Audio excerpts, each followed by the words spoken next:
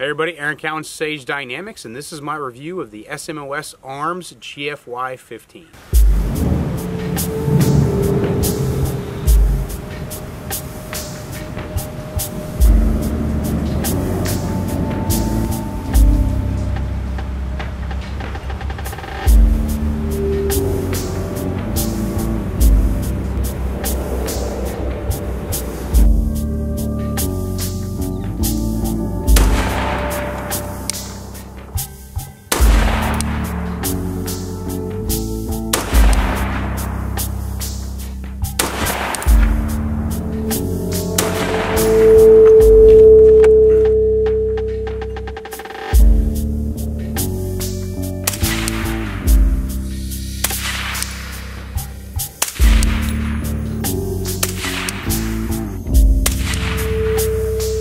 It had been a while since I'd looked at a precision platform in 5.56.223, and I wanted to. And I'd heard rumors and rumblings and some anecdotal information about SMOS Arms barrels. Apparently their barrels perform to mythical proportions, but I didn't want to just throw a barrel and build my own rifle. I wanted to get it complete. So I picked this up, which is the GFY-15 in 16-inch. It's offered in an SBR as well, and I think you can get it a little bit longer than 16 when they're available, because they seem to be sold out quite frequently.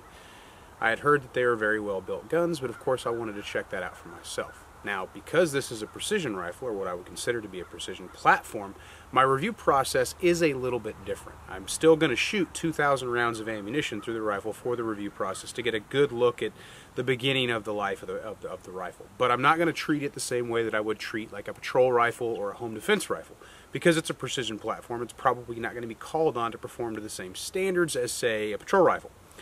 Meaning the round count or the round frequency isn't going to be as high. So there is not going to be a quote-unquote burn down. I'm not going to put 500 rounds to this rifle as fast as I can.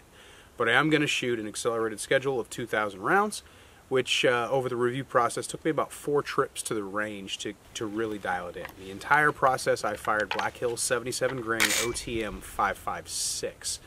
Which was probably the best, arguably one of the best ammunitions that you can feed a precision platform. So you're seeing the best possible performance of this rifle, and of course with the cliche, as long as I do my part. When it comes to features, you're getting kind of a no-frills gun. There's no super sexy billet designs in the upper or lower receiver. There's no crazy rail features. It's just, it's an AR platform rifle. And it's built, and this particular one came in their sniper gray, which is a pretty cool color, but there's not a lot of flash on this thing. If I had to equate it to anything and make an analogy, it'd be like almost like a sleeper. It's something that doesn't really on face value appear to be something special, but once you start using it, maybe it is. Talking specifically about features and construction, it's going to come with Magpul furniture. This one came with a Magpul stock and an A2 grip, which was a little weird, but whatever, it's not that big of a deal. My hand's not going to get some kind of crazy disease because I'm using an old school A2 grip. Came with the Geisley trigger, the flat profile, which I do prefer. 70-75 aluminum for the upper and lower receiver, which if you track aluminum, it's a stronger aluminum than what some people might use for billet. M-lock rail, 15-inch M-lock rail on a 16-inch SMOS stainless barrel, which is in 1 and 8 with a 223 wild chamber. Some people like the wild chamber, some people don't care for it. When it comes to shooting precision with the 5.56 platform, some people kind of go that direction. Some people want a dedicated chamber for the caliber that they're going to shoot. Say they want to get one in 5.56 because all they're going to shoot is 5.56, so they want to get one in 223 because all they're going to shoot is 223. And that's an issue of personal preference. But the wild is a really good compromise.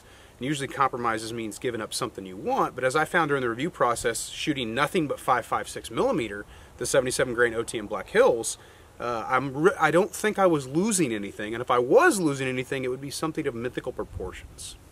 Construction. Some people throw around that term fit and finish. What does that really mean? It's kind of like something that can't be really quantified depending on what we're talking about.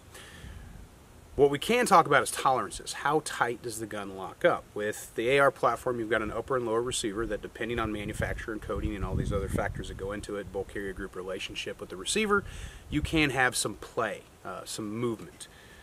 This SMOS rifle, the GFY-15, there is really no movement whatsoever. Takedown pins are firm, a little bit difficult to actually break the rifle down. And what I found is when I threw this upper receiver, because I thought, okay, maybe that's just the relationship between the upper and lower receiver. Well, when I took the rifle apart and I threw the lower on a different upper and the upper on a different lower, I was experiencing very, very close tolerances. Not quite the same degree of fit that I get when I put the two together, but the tolerances are extremely close to where they're supposed to be, if not right where they're supposed to be. So the general relationship between the upper receiver and the lower receiver was about as rock solid as you could get with it actually creating problems or making disassembly of the rifle require, like a punch and a hammer. So I was very impressed with that. The two problem areas that you have to look at generally with rifles are a castle nut. Is it going to be staked? Is it going to be firm? Is the stock going to be able to hold up over time? SMOS actually puts a hex through theirs and goes ahead and screws right into the threading, which I kind of appreciate that over just simple staking or using a product like Vibratite. Now, obviously, you could throw all three in there. You could Vibratite, you could do the hex, and you could stake it. But that would, I think, qualify at least close to. I think you'd be able to argue that that'd be a little bit overkill. Bulk carrier group assembly. I don't really have anything bad to say. I think they did everything correctly. Your gas key is staked well. The coating held up over the 2,000 round process. I didn't experience any problems as far as bulk carrier group in general. Doing the 2,000 rounds, I didn't experience any malfunctions. Granted, I wasn't running this rifle super, super hot because of the nature of what I intended the rifle to be for, which is precision shooting. So I wasn't burning 100 rounds in a minute or 100 rounds in an hour. Generally, I would fire a 20-round magazine, let the gun cool for a little while, 20-round magazine, let the gun cool for a while. So it did take a while to get through the entire process. I got the gun hot, don't get me wrong, especially when I put the suppressor on it. Shooting it suppressed, didn't experience any problems. I think the gas system is very well tuned. Just the general impulse of the rifle feels very, very flat. Of course, I'm using a Surefire war comp, so that definitely plays a part in a lack of perceived muzzle rise. But just being on the optic, especially shooting out to 300 meters, the gun feels like it's straight to the rear, which is really, really nice. How accurate is it? Well, accuracy is important, especially when we're talking about precision platform. And I'd heard, and the whole reason I wanted an SMOS was because I'd heard that they were very, very accurate for the AR platform. So I wanted to check that out. Here is my 100-meter group, or 100-yard group, sorry. This is a 100-yard group, again, shooting 77 grain Black Hills OTM 5.56.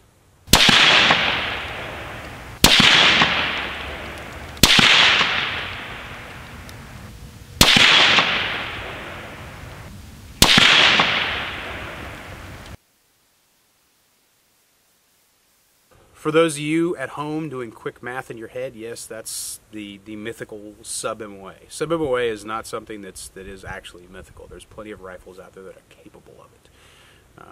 So while impressive at 100 yards, having all your bullets in a nice tight group and having that group be under an inch under that 1 MOA mark, the quote-unquote sub-MOA is what we want. But will it maintain that sub-MOA as we push out further? Because 100 yards is 100 yards. What about 200 yards?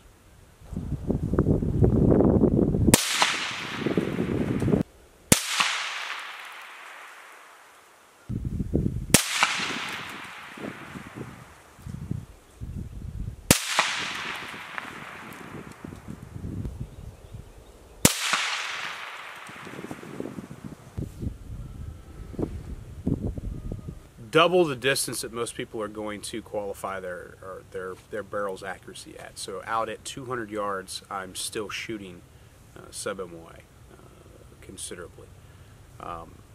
That group, I would, and just based on my experience in rifles I've seen perform, especially in semi-automatic AR, that's up against the wall of what you can actually realistically expect to get out of an AR platform. As far that's in a bolt gun territory.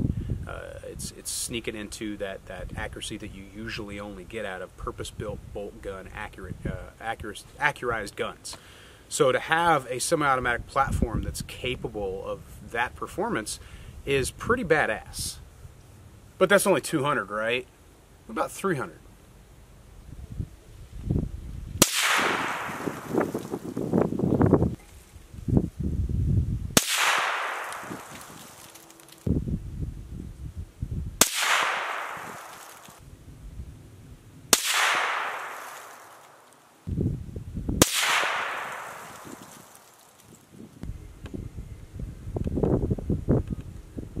So that's 300 yards on paper.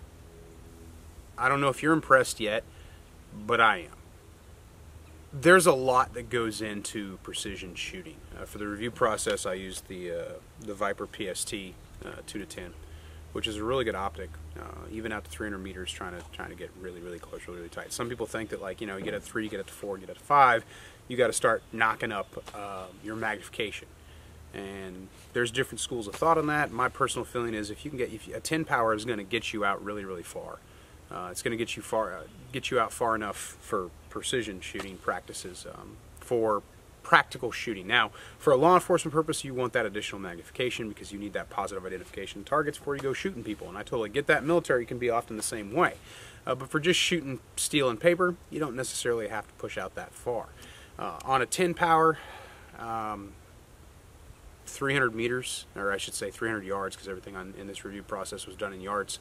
A 10 power is going to get me the work I want done. Unfortunately, because of the range I use, I have limitations. I'm not able to get beyond 300 yards, although here in the near future I'm going to get this rifle out to 500 and see if I'm able to maintain that sub-MOA accuracy of 500, which I expect it to.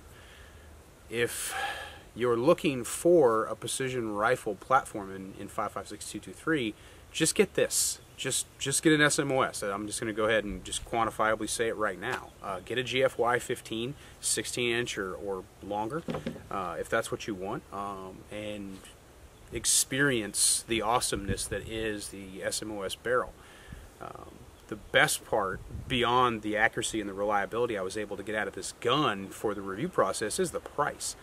I looked at the price initially and I'm like, oh, okay, that's pretty reasonable. For what I'm getting. I'm reading down the list of features. Now, having shot this gun for 2,000 rounds and seen what it's capable of, I actually feel like maybe that's a typo and the price is actually supposed to be more, because I've seen guns that cost almost twice, and maybe 2.5 times as much as this rifle costs, only perform as well and some a little bit worse depending on the round or the conditions or the environment. So I don't know how much more you could possibly sneak out of a precision rifle in an AR platform for the 5.56 or the 2.23 that you're not going to get out of this rifle, and you're not going to be able to get for that kind of price.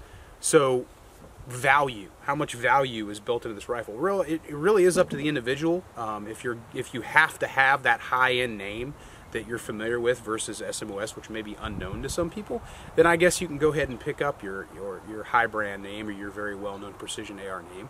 But if your main focus is performance and reliability, but you don't really care about whose roll mark is on the receiver, just get this. I'm Aaron Count with Sage Dynamics. Train accordingly.